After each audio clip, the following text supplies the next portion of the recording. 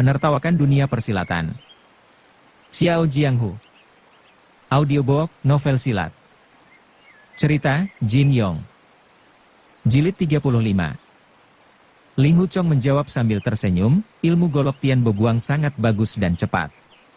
Saya hanya bisa terbelalak menyaksikan kehebatannya, serta kesulitan dalam menangkis serangannya. Jadi, mana bisa saya dikatakan telah menandinginya?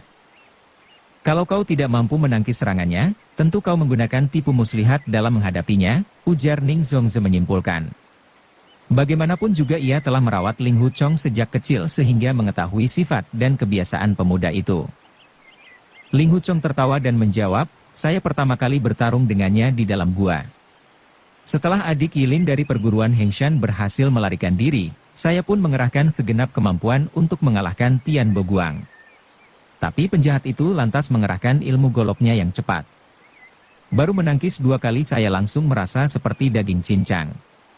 Maka, saya pun tertawa untuk mengalihkan perhatiannya. Tian Boguang lantas menarik goloknya dan bertanya, apanya yang lucu? Kau pikir dirimu bisa menangkis 13 jurus golok topan badai milikku? Saya menjawab, aha, aku tahu sekarang. Ternyata Tian Boguang yang terkenal adalah bekas murid Huashan, atau lebih tepatnya, seorang murid buangan. Sungguh tak kusangka, sungguh tak kuduga. Mungkin karena tingkah lakumu yang buruk itu, maka kau dikeluarkan dari perguruan Huashan. Tian Boguang menjadi marah dan berkata, murid buangan perguruan Huashan kepalamu. Omong kosong apa pula ini? Ilmu silatku ini punya ciri khas tersendiri. Mana mungkin ada sangkut pautnya dengan perguruanmu? Saya pun tertawa dan balik bertanya, kenapa kau masih tidak mengaku juga? Bukankah ilmu golokmu ada 13 jurus? Apa kau memberinya nama jurus golok topan badai hanya sekadar asal-asalan? Aku sendiri pernah menyaksikan permainan golok seperti itu dimainkan ibu guruku jauh sebelum ini. Beliau mendapat inspirasi untuk menciptakan ilmu golok tersebut ketika sedang menyulam. Tentunya kau tahu kalau di Gunung Huashan terdapat sebuah puncak bernama Puncak Gadis Cantik, bukan? Tian Boguang menjawab, tentu saja setiap orang tahu. Memangnya apa yang aneh dengan puncak itu? Saya menjawab, ilmu golok yang diciptakan ibu guru bernama 13 jurus jarum gadis cantik. Salah satu jurusnya ada yang diberi nama gadis cantik memasang benang, menyulam jubah kahyangan, atau ada pula yang diberi nama semalam menyulam gambar burung. Saya lantas menghitung-hitung dengan jari dan melanjutkan, tidak salah lagi. Jurus-jurus yang baru saja kau gunakan untuk menyerangku adalah ciptaan ibu guru pula. Namanya jurus gadis cantik melempar benang. Sungguh mengherankan, kenapa seorang gagah dan kasar seperti dirimu bisa meniru jurus ibu guruku yang lembut dan gemulai? Gerakanmu benar-benar mirip seorang perempuan yang sedang menyulam, dari kiri ke kanan, dari kanan ke kiri. Bukankah ini sangat-sangat mengherankan? Mendengar sampai di sini Yu Lingshan dan murid-murid perempuan lainnya tertawa geli. Yu Bukun bahkan ikut tertawa sambil berseru, kau benar-benar lancang. Bentak Ning Zongze kepada Ling Huchong, kenapa kau melibatkan ibu guru ini sebagai bahan ocehanmu? Ibu guru harap maklum, jawab Ling Huchong. Tian Boguang sangat sombong. Bila dia mendengar bahwa ilmu goloknya adalah hasil ciptaan seorang wanita, tentu dia akan menjadi sangat tersinggung. Maka, untuk membersihkan tuduhan itu, ia tidak mungkin langsung membunuh saya. Bahkan, ia justru memperagakan ke-13 jurus goloknya yang luar biasa, dan bertanya di setiap jurus, apakah ini ilmu golok ciptaan ibu gurumu? Waktu itu saya diam saja agar hatinya semakin gusar, sambil menggunakan kesempatan itu untuk menghafal gerakan goloknya. Setelah ke-13 jurus selesai diperagakan olehnya, barulah saya menjawab, Saudara Tian, sepertinya ada beberapa bagian dari ilmu golokmu yang tidak sama dengan ilmu pedang ibu guruku. Namun secara umum, dapat kukatakan ilmu silat kalian berdua memiliki banyak kemiripan. Entah bagaimana kau bisa menjelaskan ini semua? Apakah benar kau tidak mencuri ilmu silat perguruan Huashan kami? Ternyata Tian Boguang sungguh cerdik dan mengetahui maksud dan tujuan saya. Ia pun berkata gusar, karena kau tidak mampu melawan ilmu golokku, lantas kau mengoceh sembarangan untuk mengulur-ulur waktu. Memangnya kau kira aku ini bodoh dan tidak paham maksud serta tujuanmu? Ling Huchong, karena kau sudah mengatakan perguruan Huashan juga memiliki ilmu golok yang mirip denganku, maka aku harus meminta sedikit pelajaran darimu, supaya diriku ini bertambah pengalaman. Saya pun menjawab, perguruan Huashan kami hanya menggunakan pedang, tidak memakai golok. Selain itu, ilmu golok ciptaan ibu guruku hanya diajarkan kepada murid-murid perempuan saja. Jadi, mana mungkin kami sebagai kaum laki-laki ikut-ikutan berlatih jurus pedang yang berlenggak-lenggok seperti itu? Tentunya sangat lucu, bukan? Tian Boguang semakin gusar dan berkata, lucu atau tidak, yang jelas kau harus mengakui kalau di dalam perguruan Huashan tidak ada ilmu golok seperti milikku ini. Saudara Linghu, sebenarnya si Marga Tian ini sangat kagum pada keberanianmu. Untuk itu seharusnya kau tidak sepantasnya sembarangan mengoceh mempermainkan aku. Yu Lingsan menyahut, siapa juga yang sudi dikagumi manusia rendah seperti dia? Menurutku, sudah sepantasnya kakak pertama mempermainkan dia. Biar tahu rasa. Ya, waktu itu mau tidak mau aku harus memainkan beberapa jurus yang kukatakan sebelumnya tadi, ujar Ling Huchong. Jika tidak, mungkin aku akan langsung ditebas mati olehnya.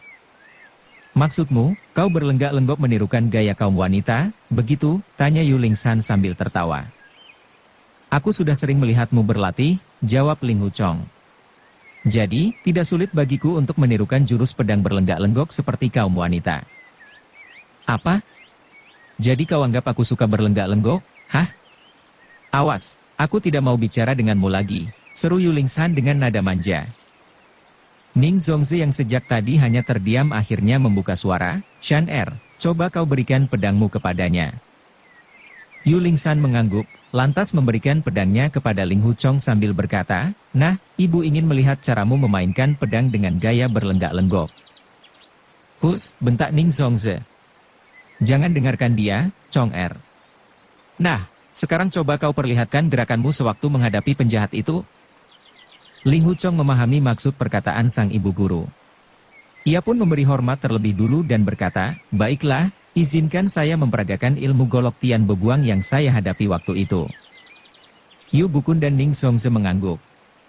Melihat itu Lu Dayou segera berbisik kepada Lin Pingxi, adik Lin, ini adalah adat istiadat dalam perguruan kita. Barang siapa hendak memperagakan ilmu silat, harus lebih dulu meminta izin kepada yang lebih tua. Terima kasih atas pemberitahuan kakak keenam, jawab Lin Pingxi. Ling Huchong mulai mengacungkan pedangnya dengan gerakan lamban tak bertenaga. Tiba-tiba tanpa memberi tanda terlebih dulu, pedangnya sudah menebas secara berturut-turut sebanyak 3 kali dengan kecepatan tinggi, hingga mengeluarkan suara mendengung-dengung. Murid-murid Huashan terkejut melihatnya. Bahkan, murid-murid wanita sampai menjerit ngeri. Ling Huchong sendiri memainkan pedangnya sebagai golok dengan cepat seperti tak teratur. Namun dalam pandangan pasangan gurunya, serangan-serangan tersebut benar-benar ganas dan mematikan. Sebentar kemudian ia pun mengakhiri permainan dan membungkuk hormat kepada guru dan ibu gurunya. Yu Lingsan terlihat kecewa dan bertanya, hanya begitu saja sudah selesai. Semakin cepat semakin bagus, ujar Ning Zongzi. Ilmu golok penjahat itu terdiri dari 13 jurus, namun setiap jurusnya mengandung 3-4 gerakan perubahan. Jadi, dalam sekejap saja dapat bermain lebih dari 40 macam gerakan. Ini benar-benar ilmu golok yang jarang ada bandingannya di dunia persilatan. Ling Huchong menambahkan, apabila si keparat Tian Boguang yang memainkannya, bisa jauh lebih cepat daripada saya. Yu Bukun saling pandang dengan Ning Zongzi. Kedua suami istri itu sama-sama merasa kesal sekaligus kagum di dalam hati. Tiba-tiba Ning Zongzi bangkit dan mencabut pedang yang tergantung di pinggang salah seorang murid perempuannya. Ia kemudian melompat dan berseru, Chong Er, gunakan jurus golok kilat penjahat itu. Baik, jawab Ling Huchong sambil kemudian mengayunkan pedangnya ke arah sang ibu guru. Serangan tersebut seolah-olah meleset melewati tubuh Ning Zongzi, namun tiba-tiba ujung pedang Ling Huchong melengkung berbalik menuju pinggang wanita itu. Seketika Yu Lingsan menjerit, ibu, hati-hati. Ning Zongzi sendiri sudah melompat maju tanpa memedulikan tusukan dari belakang tersebut, kemudian ia membalas menusuk ke arah dada Ling Huchong. Kembali Yu Lingsan berteriak, namun dengan sasaran berbeda, hati-hati, kakak pertama. Ling Huchong ternyata tidak menangkis pula. Sebaliknya, ia menebas 1 kali sambil berseru, Tian Boguang jauh lebih cepat dari ini, ibu guru. Ning Zongzi menghadapinya dengan 3 kali tusukan. Sebaliknya, Ling Huchong juga melancarkan 3 kali sabetan. Makin lama gerakan kedua orang itu semakin cepat. Serangan-serangan mereka juga sama-sama berbahaya. Tidak seorang pun di antara keduanya yang asal menangkis. Mereka hanya berusaha mengelak dan membalas serangan. Tidak terasa lebih dari 20 jurus terlewati hanya dalam waktu yang sangat singkat. Melihat pemandangan itu, Lin Pingzi sangat terkesima. Diam-diam ia berpikir, kakak pertama suka bicara sembarangan dan bertingkah seenaknya. Tak disangka ilmu silatnya sedemikian hebat. Aku harus lebih giat belajar, supaya tidak dipandang rendah lagi oleh orang lain. Pada saat itu tiba-tiba pedang Ning Zongze meluncur ke depan dan kali ini tepat mengancam tenggorokan Ling Huchong. Pemuda itu tidak sempat mengelak, hanya berkata, percuma, dia dapat menangkisnya. Baiklah kalau begitu, sahut Ning Zongze sambil menarik mundur pedangnya dan melancarkan serangan-serangan lainnya. Sekejap kemudian pedang wanita itu sudah mengancam di depan jantung Ling Huchong. Namun pemuda itu tetap berkata, dia masih dapat menangkisnya. Maksud ucapan Ling Huchong ialah, serangan Ning Zongze itu memang tidak bisa dipatahkannya, namun tetap bisa ditangkis oleh Tian Boguang. Ning Zongze kembali membangun serangan yang lebih cepat dan ganas. Sampai-sampai Ling Huchong tidak sempat lagi mengatakan, dia masih bisa menangkis, ketika pedang ibu gurunya itu kembali mengancam bagian tubuhnya. Namun demikian, ia tetap menggelengkan kepala seolah memberitahu bahwa Tian Boguang masih bisa lebih cepat. Ning Zongze semakin bersemangat. Tiba-tiba ia membentak nyaring. Pedangnya gemerlap menyilaukan, membuat sekeliling tubuh Ling Huchong bagaikan terbungkus sinar perak. Tiba-tiba pedang istri Yu Bukun itu menusuk ke depan dan secepat kilat sudah mengancam ulu hati Ling Huchong. Kali ini Ling Huchong berteriak ngeri, "Ibu guru!" Tidak berhenti sampai di sini, pedang tersebut terus maju dan terlihat sudah menusuk tubuh Ling Huchong, bahkan gagangnya sampai menempel di dada pemuda itu. Melihat pemandangan tersebut, Yu Lingsan menjerit ketakutan, "Ibu!" Sesaat kemudian, terdengar suara logam berjatuhan di lantai. Ternyata pedang Ning Zongze tidak benar-benar menusuk dada Ling Huchong, melainkan hancur berkeping-keping menjadi beberapa potongan kecil dan jatuh berserakan di kaki pemuda itu. Yang tersisa di tangan Ning Zongze hanya tinggal gagangnya saja, dan menempel di dada Ling Huchong. Yu Bukun tertawa memuji istrinya, "Adik, tenaga dalammu sungguh luar biasa. Sampai-sampai aku tidak mengetahuinya." Ning Zongze tersenyum dan menjawab, "Kakak terlalu memuji.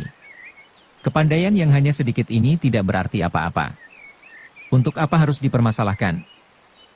Pasangan suami istri ini sebelumnya adalah saudara seperguruan. Itulah sebabnya meskipun sudah menikah mereka masih tetap saling memanggil kakak dan adik." Ling Huchong masih termangu-mangu tidak percaya atas apa yang baru saja dialaminya. Baru sekarang ia menyadari kalau ibu gurunya telah menusukkan pedang dengan kecepatan tinggi ke arah dadanya. Namun begitu pedang tersebut menyentuh kain bajunya, Ning Zongze dengan segenap kekuatan memutar pedang tersebut agar tidak sampai benar-benar menusuk sasaran. Tenaga dalam Ning Zongze yang sangat hebat itu akhirnya mematahkan pedang di tangannya hingga hancur berkeping-keping. Maka, Ling Huchong pun memuji, dengan kepandaian ibu guru seperti ini, bagaimanapun cepatnya gerakan Tian Boguang, tetap saja ia tidak bisa menghindar. Lin Pingzi juga terkesima menyaksikan baju Ling Huchong yang penuh lubang akibat putaran pedang sang ibu guru tadi. Dalam hati ia berpikir, dibandingkan dengan ilmu pedang penakluk iblis yang menjadi rebutan Yu Changhai dan Muga Ofeng, ilmu pedang ibu guru sepertinya jauh lebih unggul. Oh, aku baru tahu ternyata di dunia ada ilmu pedang sehebat ini. Kalau aku tekun belajar dan berlatih, aku pasti bisa membalas kematian ayah dan ibu. Ning Zongze tersenyum puas dan berkata, "Chong Er, kau bilang seranganku yang terakhir tadi mampu membinasakan Tian Boguang, maka itu, kau harus giat berlatih supaya ilmu tadi bisa kuturunkan kepadamu." "Terima kasih banyak, Ibu Guru," sahut Ling Huchong gembira. "Ibu, aku juga ingin mempelajarinya," seru Yu Lingsan. Ning Zongze menjawab sambil menggelengkan kepala, "Tenaga dalammu belum cukup. Jurus serangan tadi tidak bisa kau pelajari dengan sempurna. Tapi tenaga dalam kakak pertama hanya selisih sedikit di atasku. Kalau dia boleh kenapa aku tidak?" ujar gadis itu penasaran. Ibunya hanya tersenyum tidak menjawab. Dengan manja Yu Lingsan lantas menarik tangan sang ayah dan berkata, "Ayah, tolong ajari aku satu jurus ilmu pedang yang bisa mematahkan serangan tadi. Biar kelak aku tidak diejek kakak pertama." Yu Bukun menggeleng sambil tertawa, lalu menjawab, ilmu yang dimainkan ibumu tadi bernama jurus pedang Ning tanpa tanding. Mana mungkin aku bisa menciptakan jurus untuk mengatasinya? Kau bicara apa? Sahut Ning Zongze tersenyum. Bila ucapanmu tersiar, bisa-bisa aku ditertawakan dunia persilatan. Ilmu pedang Ning Zongze tadi memang diciptakan secara spontan sesuai keadaan. Di dalamnya terkandung intisari tenaga dalam dan ilmu pedang perguruan Huashan yang paling murni. Ditambah dengan kecerdasan Ning Zongze yang teramat tinggi, membuat jurus tersebut sangat ganas dan mematikan. Yu Bukun sendiri mengenal watak istrinya yang tidak suka bersandar pada nama besar sang suami. Istrinya itu lebih suka dipanggil dengan sebutan pendekar Ning daripada Nyonya Yu. Maka itu, jurus baru yang digunakan untuk menyerang Ling Huchong tadi langsung ia sebut dengan nama, jurus pedang Ning tanpa tanding, untuk membesarkan hati sang istri. Meskipun Ning Zongze menanggapi pemberian nama itu dengan nada dingin, namun dalam hati ia merasa bangga dan berterima kasih kepada sang suami. Sementara itu Yu Lingsan kembali mengusik, "Ayah, kapan-kapan kau juga bisa menciptakan jurus pedang Yu yang tiada tandingannya di muka bumi. Kemudian, ajarkan kepadaku agar aku bisa mengalahkan kakak pertama." "Tidak bisa begitu," jawab Yu Bukun sambil tertawa. "Kecerdasan ayahmu ini masih kalah jauh dibandingkan ibumu. Mana mungkin ayah bisa menciptakan ilmu pedang?"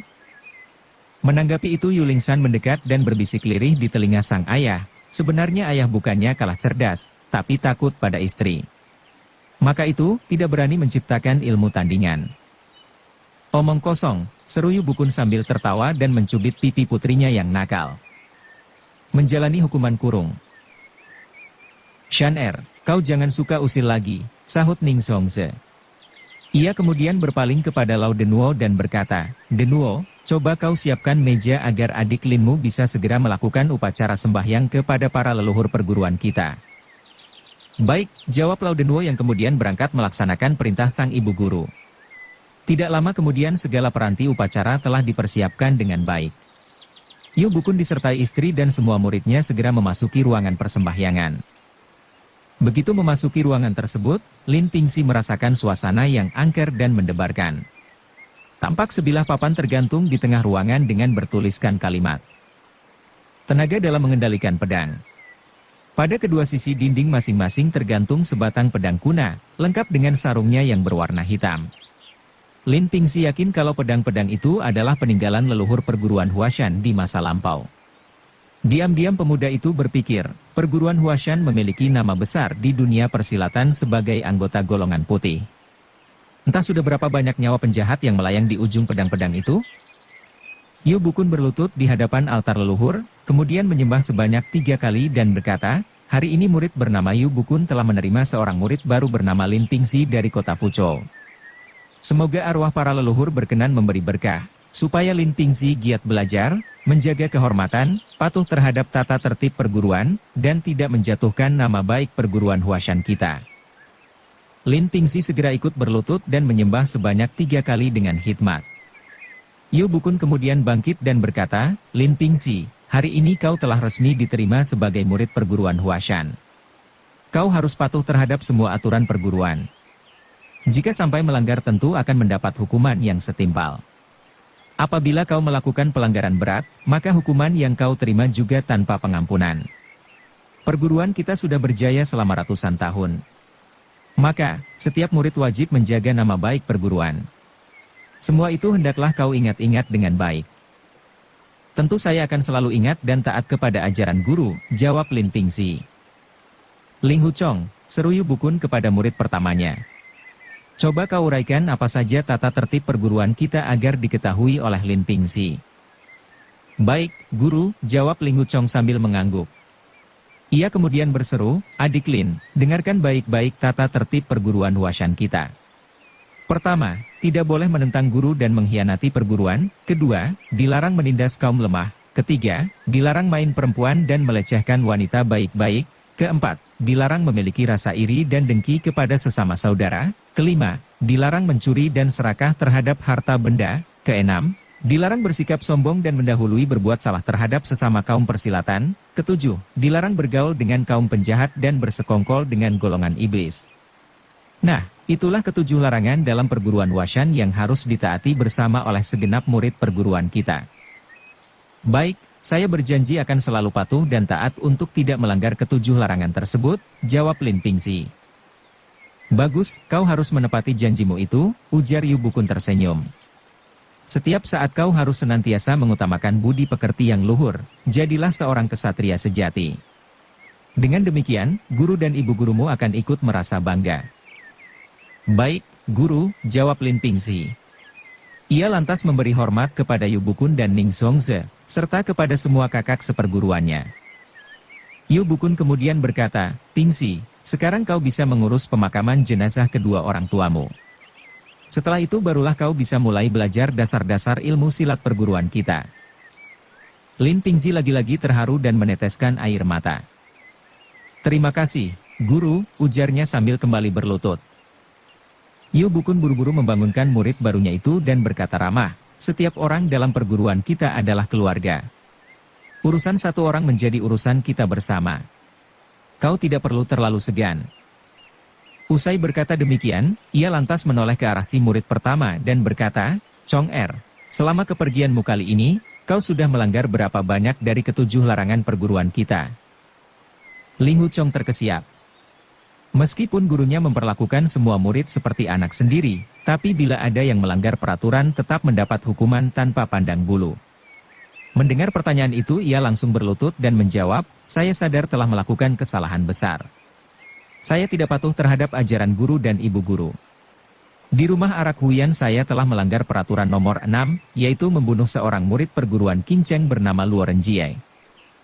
Yu Bukun hanya mendengus dengan wajah marah. Melihat itu Yu Lingsan buru-buru menyahut, ayah, itu semua salah Luo Renjie sendiri. Dia hendak menganiaya kakak pertama yang sedang terluka parah setelah bertarung melawan Tian Boguang. Jadi, waktu itu kakak pertama hanya membela diri. Kau tidak perlu ikut campur, bentak Yu Bukun. Luo Renjie mengganggu Chong Er, karena kakak pertamamu itu lebih dulu mencari gara-gara dengan murid Qingcheng lainnya. Wajar kalau Luo Renjie ingin membalas sakit hati kedua saudaranya yang pernah ditendang jatuh oleh kakak pertamamu. Tapi, ayah, Yu Lingsan menyela, mengenai peristiwa itu bukankah kakak pertama sudah kau hukum dengan pukulan tongkat? Lagi pula ayah juga sudah mengirim surat permohonan maaf kepada pendeta Yu melalui kakak kedua. Yu Bukun melotot kepada putri tunggalnya itu. Dengan keras ia membentak, aku tidak peduli dengan alasanmu. Yang ingin kutegakkan adalah tata tertib perguruan kita. Kau juga murid perguruan Huashan. Kau dilarang sembarangan ikut bicara. Yu Lingsan jarang sekali dibentak oleh ayahnya. Tentu saja apa yang baru ia alami itu membuat matanya berkaca-kaca hampir menangis. Yu Bukun yang biasanya ramah dan lembut kali ini menunjukkan sikap tegas sebagai seorang pemimpin perguruan. Tidak seorang pun berani lagi membantah, termasuk istrinya sendiri. Ling Hu Chong, katanya dengan keras. Perbuatanmu membunuh Luo Renjie karena membela diri dapat kumaklumi. Dalam keadaan payah kau masih berusaha pantang menyerah, itu perbuatan laki-laki sejati. Tapi kenapa kau melecehkan perguruan Hengshan dengan berkata, Biksuni adalah kaum pembawa sial? Setiap kali melihat Biksuni kau selalu kalah judi. Kenapa? Hah? Bersambung ke jilid 36. Dukung kami dengan subscribe, follow, like, komen dan share. Terima kasih.